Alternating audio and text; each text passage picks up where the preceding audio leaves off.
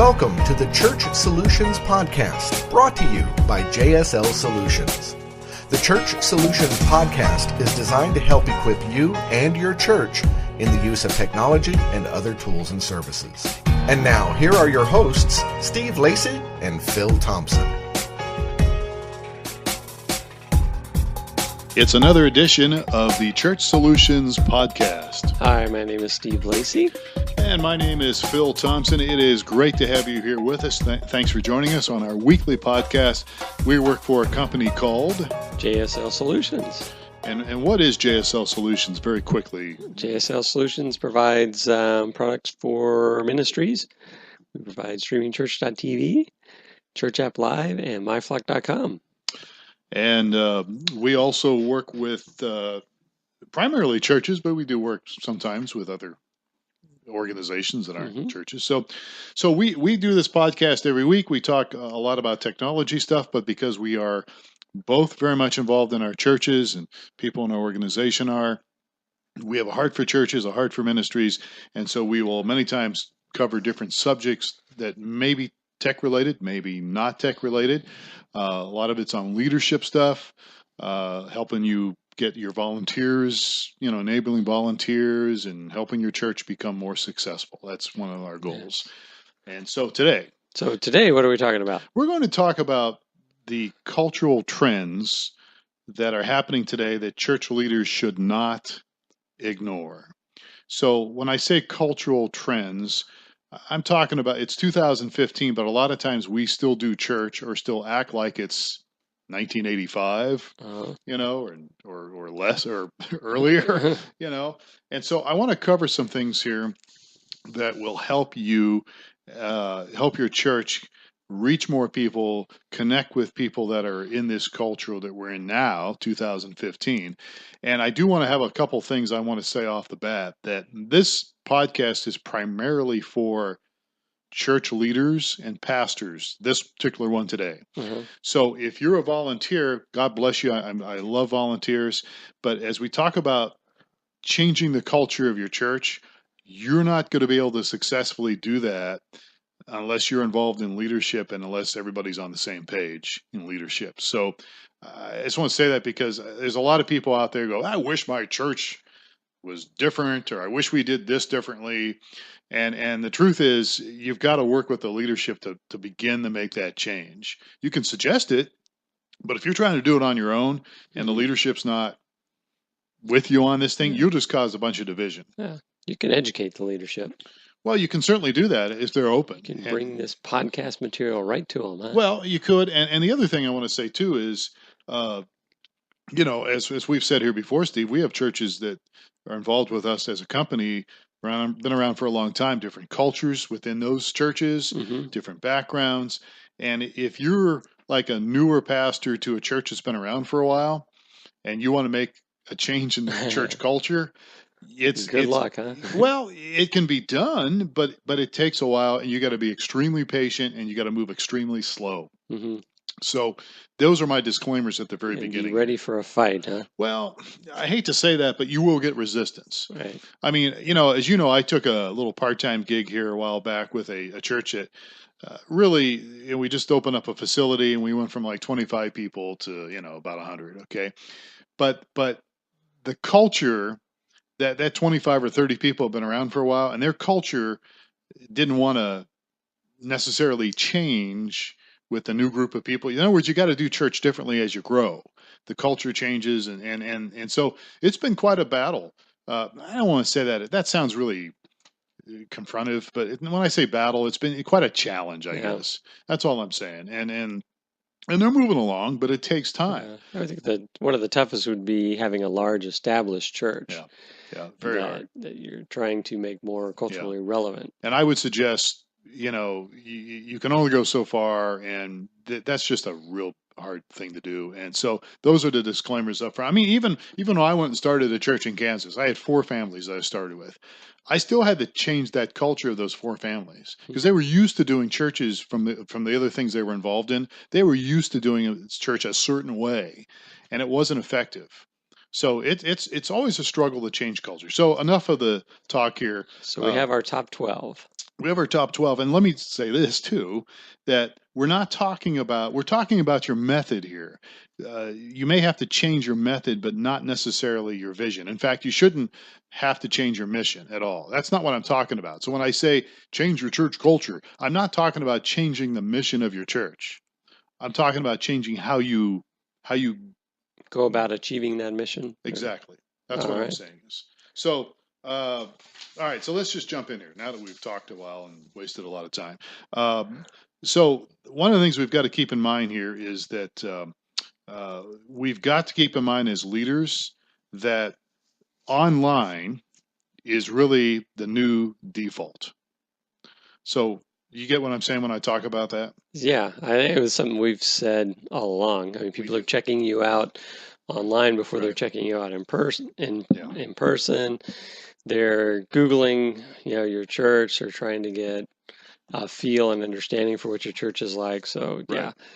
yeah, online is the new default. It really is. And so if you're not online, and I know we're beating this drum and wearing it out for some of you out there, but there are many people that still aren't getting it. So, when it comes to checking out your music, your messages, even the whole feel of the church, that's why streaming is such a cool thing, because people can get a good look at a lot of things with streaming video. Mm-hmm. But it's not just streaming video. You can do podcasts. You can do some other things too. So Yeah. absolutely. So online is the new default, and that's one of the first things you should always be doing. Yeah, it's the new first impression, Yeah. that's for sure. Facebook, other things, website needs to be updated constantly, podcast, whatever social media you're on there. All right. Exactly. Second one. Number 2 is Wi-Fi and smartphones. So the truth is, again, if you're really trying to reach people, you're going to have people in your church that are, while you're speaking, if you're a pastor, they're going to be looking at their phones. They're going to be Googling things. They're going to be checking out different deals. Yeah, hopefully they're going to be not on their phone checking some irrelevant Facebook thing, but they'll be on the phone saying, "Hey, he just mentioned this. Let's learn some more about that." Yeah. Checking the facts, or he said this, and I don't agree with that. Let's go find out what the truth is. I played a little video clip. It wasn't really a video. It was a video audio clip a few weeks ago when I was speaking at my church, and it was from Jim Carrey, and it was actually very serious. He was doing a commencement address for a college year or two ago, and I just played a snippet of it because I used it as an illustration. And I had a gal told me later, she goes, "Yeah, I looked that up online while you were talking." I go, "Oh, there it is." And so she goes, "I didn't listen to it, obviously, because you're talking." She goes, "But I'm going to go back and I'm going to listen to the whole thing." Right. So it's very common, and she's like 20 something, So just keep that in mind. If you're fighting Wi-Fi, if you're fighting smartphones, you're in a losing battle. You can't hate to use that word battle, but you know what? You may as well make it a part of your service. And of course, we've said that before. Right. Yeah. The statement about turn off your phones is it's like shut your mind and go away. But yeah. Well, what you should be saying is turn on your smartphones and open up your smartphone to John chapter 8 or whatever, because Bible software is now available. On the products that we have, it's on there. And you can use, as we've, again, as we've said before, we've got interactive platforms with our products like the mobile apps and the video where people can be involved and should be involved. And the Wi-Fi is another nice, you show up at an establishment and they've got open Wi-Fi that's just kind of says, "Oh, they're thinking of me." Yeah, it's the culture. Right. That's part of changing culture. Remember, we're talking about, getting your church into the 2015 into the culture that's happening here. Right. So instead of fighting it, let's see how we can use it to further the purposes of the church. All right. So number 3, dialogue. It's the culture today. People want to communicate. They want to talk, not just sit there like a bump on the log and listen. Yes, they're going to listen, but the truth is, people want to have a conversation, and so again, you can use online platforms at the church. You can use polls. You can use surveys. that stuff is out there with Google. We have that stuff on our platforms you can Right. use. I'm sure other people do too. Uh, it's not just, it's no longer just, I stand up and you listen to me. It's yes, that's going to be a part of the deal, but it's more than that now.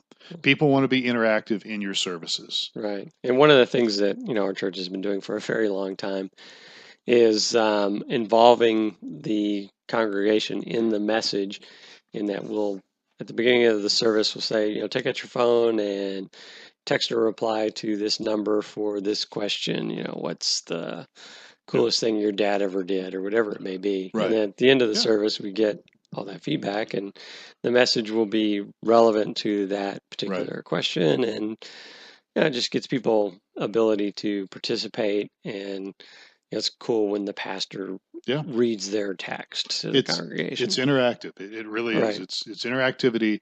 That's what's happening in this culture. Right. It's two-way. So if you ignore that, right, you're missing a big part. So number 4 on our list, loyalty. So in the secular realm, secular world, brand loyalty. They talk a lot about brand loyalty. Well, brand loyalty is actually it's getting lower and lower out there. Okay, people aren't so much concerned. At least this generation isn't really into the brand loyalty thing like maybe you and I were. Right. I remember my folks, okay, Zenith TVs.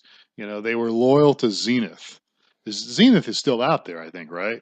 But you know what I'm saying? It was a brand loyalty thing with my parents and probably your parents. They bought a Ford or whatever, and they kept buying Fords. Right. Or they bought a Chevy and they kept. That is not the case anymore. Yeah, you got an interesting tidbit in here that 4 out of the 5 global companies didn't exist 40 years ago. Yeah. Things are changing. So what does that mean for the church? Well, what it means is, you may have a church that's been around for 100 years, okay? But just relying on that, hey, we're First Baptist of, of whatever, something California or whatever, New York, we've been here for 150 years. That doesn't cut it anymore. Right. I mean, that's great that you've got that's wonderful, but the generations out there are not interested in that per se. They want to know, what is it you have that's relevant? Mm-hmm.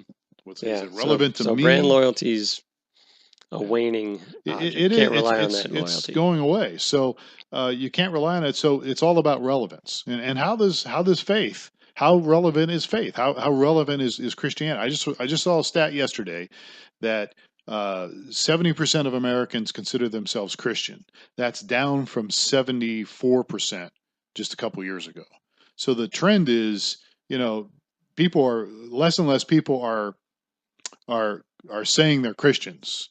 And in fact, I can't remember the stat now, but a large percentage of people say they have no religious affiliation whatsoever. And so what we've got to do as a church is we've got to say, okay, we've got to show how this is relevant. Okay, it's no longer good enough just, hey, come to my church because your parents came to my church, or come to my church because your grandparents came here, or my grandparents started this church, and so we should be going to it. All of that stuff, it doesn't mean that much anymore, especially to this new culture, especially to this new generation. So you've got to keep that in mind. It's all about relevance, and it's showing the relevance of really an ancient faith to this current generation. That's what it's all about. All right. So moving on from loyalty, hopefully we shared that well enough. So number 5 is guilt, or lack of guilt. Lack of guilt. So I hate guilt, and if we're honest with each other, those of us in pastoral ministry and stuff have used guilt to motivate people. You may say, well, I don't want to, and I don't, but unfortunately it's so ingrained in our culture that many pastors and leaders have used guilt to motivate people to change and help them come to faith. This generation feels less guilt than almost any previous generation. Yeah, that is true. So guilt's not a motivator as it may have been in the past. It's not a motivator. Personally, I think it never should have been. Right. I hate guilt. I call my church a guilt-free zone. But if you're using guilt to motivate people, number one, at least in my opinion, you shouldn't be doing it. And number two, it's not going to work as effectively as it did in the past. Right. I've always said anyhow that if you're going to use guilt to motivate people, you've got to keep guilting them to keep them motivated. So I think it's the wrong way to go. And I don't think Jesus ever used guilt to motivate outsiders. I don't think he ever did. So that's the bottom line here. So this generation, as we're talking about changing church culture and how to change your culture, these are things that I would suggest you consider. And one of those things would be don't use guilt. You shouldn't use it anyhow. All right, moving on here. So number 6 on our list. So there is a declining trust in authority today. More and more, just like we said, brand loyalty is declining. Right. People will still trust authority when authority has earned their confidence. Right. Okay, so I'm not saying that but just because you are an authority in the community or the world doesn't mean that the new person's going to respect that authority. Yeah, it's suspicion. More than ever, trust has got to be earned slowly. Right. And they're just not trusting people anymore out of suspicion. And you know what? They've got a pretty good reason not to. I mean, we have this generation and generation before us. Sometimes we've goofed it up, and so this generation coming up, as we talk about changing culture, there's a declining trust in authority. So you've got to earn it. So you've got to come up with ways to exercise authority that's worthy, of people's confidence. So you've got to be trusted. So you've got to do be things authentic, and absolutely, that's the key thing. Yeah, and years ago, I was told years ago, don't let your people. I did pastoral ministry and still involved in it on a part-time basis, and I was, I remember somebody telling me one time, a leader saying, don't let people see your weaknesses because they'll use it against you, and the truth is, it's okay to be weak, to show your weaknesses. It's okay to be weak at times too. You want to show that you're real. It's all about being real and being authentic. And when people realize, okay, this guy's human, this gal's human, they have issues just like I have issues. We're all in the same boat here. It makes a big difference when it comes to so that was number 6, declining trust in authority. And the 7th one is similar to that, Very much. Declining trust in institutions. And this is where I said this stat earlier. I can't remember. I should have wrote it down, but I saw it. It was on NBC Nightly News or something. Speaking of not trusting authorities, their anchor guy a few months ago, got in trouble because Brian Williams, because he was trying to say that he was at places that he wasn't, and it had something to do with in Iraq or something. But they've lost some trust because of what he said. He was suspended for 6 months, maybe not coming back. So declining trust in institutions. Again, it's the same kind of deal here. I mean, you've got to show people how your organization can help them. Right. How your church, how your ministry, whatever it is you're doing, you've got to show them, because by default, they don't think it will, or they don't think it can. A lot of the people that aren't involved in a church, then when they think of the church, they just want my money. Yeah. And then I've actually brought people to church, and the fact that they passed a plate during the service, the only thing they heard was that, they just want my money, and it reinforced their distrust in that institution, the church. Yeah, and obviously there's reasons for that. But again, as we talk about changing your church culture, you've got to be aware of these things. And again, you can't just change it all overnight, but you've got to be aware that, hey, when people walk in the door, or if you've got a ministry, they're just not automatically going to say, these must be good people. They don't do that anymore. Right. So declining trust in institutions. The other one is, as we move on our little list here, personalize eclectic spirituality. So what do we mean by this? Well, people, it used to be, and it still is this way to some degree, but people want to find their own unique spiritual path, and so they need the freedom to not necessarily have to follow the masses. You've got to give people freedom to, to discover God through their own in their own means, or timing and their yeah. own methods. I'm a guy that's really big. It used to be, and I guess I still am. Is like, here's a system, on how you can do things, whatever it might be. Okay, and even when it comes to Christianity, it's easy for me to try to teach somebody. Well, here's a systematic way hmm to get to know God better.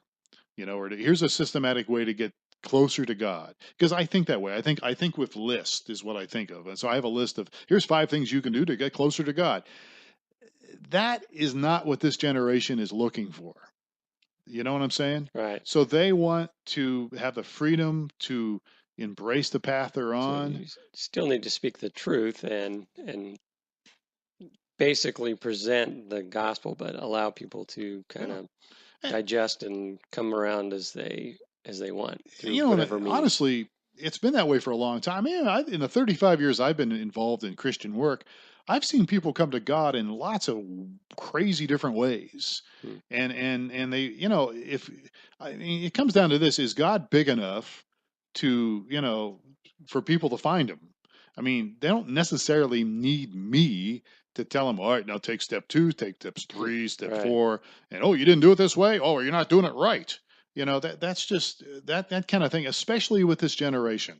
Okay, so you want to embrace them, you want to encourage them, and really, that's really all it takes, in my opinion. So number 9 on our Yeah, list. all I'm saying is give them some resources, but let them walk it out. Again, this is my opinion. I may be Right. way off on this, but I think if people get the resources, they're going to make the right decisions. All right, number 9. What's number 9? So a desire for greater purpose. So be part of something bigger than themselves, I assume, was what you could translate this as. Yeah, I would say this because I believe that people want to find a purpose for their lives. I hmm think when Rick Warren wrote that book, Purpose Driven Life, a number of years ago, it was a big seller because people are looking for purpose. I'm not Right. saying necessarily agree with everything he said. All I'm saying is people are looking for purpose and they're looking for meaning and they're looking for their own life. And so, uh, I think for your church, again, we're talking about not changing your mission. We're talking about changing maybe how you get there. But, is your mission, is your vision clear? Is it compelling? Is it something that people can get a taste of, and can they begin to wrap their minds around it and wrap their arms around it so that hmm they can find something within that mission that applies to their personal lives? See what I'm Right. saying? So you've got to, one of the things that I really think is great, and I'm big on this, is helping people discover their purpose and their gifts. Because it's all different. In fact, we all need each other, and there's different. You have different gifts than I do. I have different giftings. Different people here have different talents. We need everybody, and we need people to have the freedom to not be like everybody else, but to find out, okay, what is it that really floats my boat? What is it that I'm passionate about? What is it that, I can use my gifts and talents for? So Right. I think you create opportunities for people to discover that, and then you So turn this them on to a greater purpose. right. So this couple of several of these points are related to each other. So this Right. this 8th one was a desire for a greater purpose, which kind of ties into the or that was the 9th one Yeah. actually. Our 10th one is personal mission, hmm which is closely related to that, Right. right? Right. Um, so I think that you have the mission of your church, but I think people can be a part of that mission, but they also can have a personal mission Right. If they that want to. fits them. And so it could be, it could be a specific charity. There's people like Big Brothers Big Sisters out there. There's hmm there's lots of different things going on, and it may be a part of your church ministry or it may not. hmm And I think that's okay if it's not. You know what I'm saying? I mean, we've got people that do all sorts of different things at the small church I'm in that it's not Right. necessarily a part of our church's mission per se, but it does kind of relate to it because it's Right. helping people. And some of these points that we're going over, I listen to different podcasts, and they're not all Christian podcasts, a lot of tech podcasts. And a lot of these points come up as I listen to some of these other podcasts of people's desire for a greater purpose and want to achieve a personal mission. They're typically not oriented towards the church. They're typically oriented towards other worldly kind of, Right. being green and saving the planet or Mhm. whatever it may be, Sure. whatever the popular cause might be. But these things do come up, so it's a need in everybody. Absolutely. All right, so we've got through 10, right? We got through 10. We got 2 more to go. Number 11. So, trust in user reviews. What do we mean by trust in user reviews? Okay, so it used to be, what you said about your church or your organization was, that's what matters. Well, the bottom line is today, especially when we do online stuff and Oh social yeah. media, today it's all about what other people are saying. Yes, exactly. I think that's one of the main drivers that Amazon has grown to be as big as it has, Yes. because they really encouraged the whole user review thing. And so Mhm. now it's an area where it's a very trusted resource, is those Absolutely. user reviews. You Yeah. don't know the guy. You know they don't have a vested any investment in the welfare of that particular organization or Right. product. That can be really honest, and so people really regard those highly. Yeah. So, how does this translate to the church or to ministry stuff? Because, okay, maybe, we're not talking about a product we're selling here, but um, you can certainly, you could certainly harvest some testimonies from people within your congregation. And it's something where it's a legitimate testimonies about how the church helped them or how something in the church helped or the people there helped.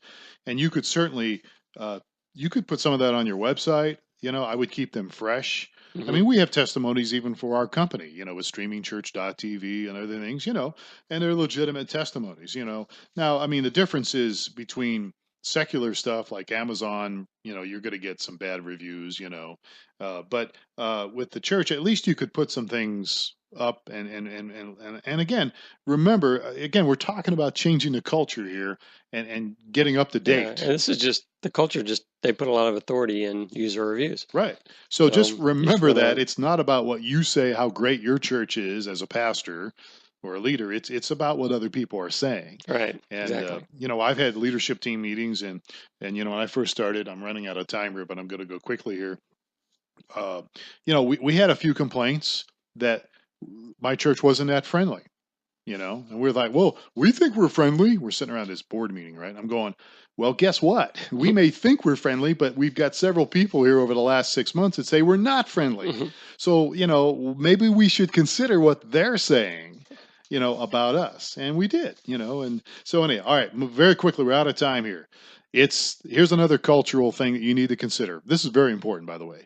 The death of cash and even checks, Uh-huh. believe it or not. So we're talking about offerings here, okay? Most people now in this new culture, this generation, they're not throwing cash in, at least No. not much, and they're not even doing checks as much now as they used to. Yeah, They're not that's running that been. many checks out. So what are you going to do to fix that? Yeah, I mean, you need to offer alternatives, but I can just reinforce this. We used to use a lot of checks, and I just had to reorder some checks for our home deal, and I probably won't need to reorder another set of checks for another decade or so. It's just been forever, and I don't know about you, but I carry no cash I and don't no very change. very little, a few bucks So at the most. Yeah. yeah, it's just especially change has become more of a hassle Oh than yeah. anything. So um, and so people are that way. So they want to be able to swipe their card, pay online, do Mhm. whatever it may Yeah. be, pay the way they normally pay for things during the day. So And they you want to want give to, that way too. yeah, they want to give that way. So you want to offer, online payments or other alternatives to dropping cash or checks. Yeah. And, So and folks, again, we're out of time, but this is 2015. We're talking about the culture changes and how you need to make some changes in your church culture if you're a leader. And this is a big one here because more and more people are giving online. They're using PayPal, they're using whatever debit cards or credit cards.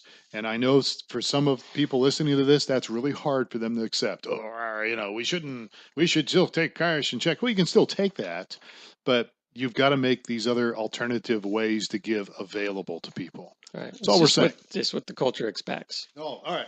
So we're out of time. We went over time. If you want to give us a review, we are on iTunes, Church Solutions Podcast. We'd love to hear from you. Give us a review. We're on newmediaministries.tv. We are on YouTube, somewhere with StreamingChurch.tv. Yep. We're all over the map. So we'd love to hear from you. You can contact us by sending us an email, support@StreamingChurch.tv. And we're done, right? We are done. All right, Steve. Thanks for your input on this, and thank you for listening. We'd love to hear from you. Have yourself a great day, and we will catch you next time on another edition of the Church Solutions Podcast. He's Steve Lacey. I'm Phil Thompson. Take care.